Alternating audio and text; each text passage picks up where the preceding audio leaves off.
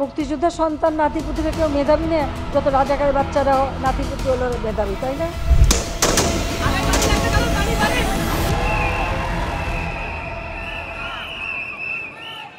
জুলাই শুধু একটি মাস নয়, এক অবিনাশী প্রতিরোধের প্রতীক।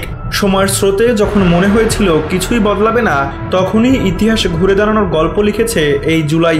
আর সেই গল্পই স্মরণ করিয়ে দিয়েছেন অন্তর্বর্তীকালীন সরকারের প্রধান উপদেষ্টা অধ্যাপক ডক্টর মোহাম্মদ ইউনূসের প্রেস সচিব শফিকুল আলম।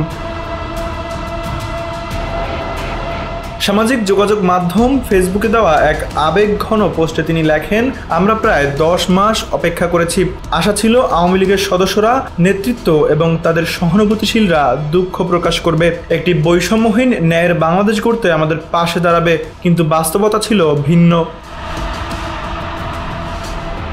প্রেস সচিব জানান, গত বছরের জুলাই থেকে আপনারা যা করেছেন তা শহীদদের নিয়ে উপহাস, আমাদের সংগ্রামকে তুচ্ছ করে দেখা এবং 17 কোটি মানুষকে জঙ্গি বলে কলঙ্কিত করা, যেন আপনার ঔপনিবেশিক প্রভুরা এসে আপনাদের হাতে আবারও দেশ তুলে দেয় লুণ্ঠন ও বিশৃঙ্খলার আরেকটি অধ্যায় শুরুর জন্য।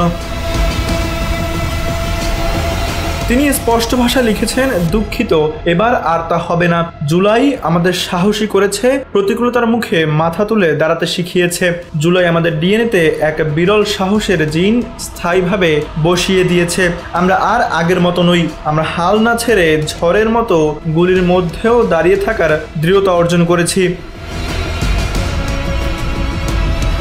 সবশেষে প্রেস সচিবের কণ্ঠে প্রতিধ্বনিত হয় কঠোর সতর্কবার্তা, আপনাদের সঙ্গে কখনোই শান্তি হবে না যতক্ষণ না আয়নার সামনে দাঁড়িয়ে নিজের হাতে রক্ত দেখতে পান।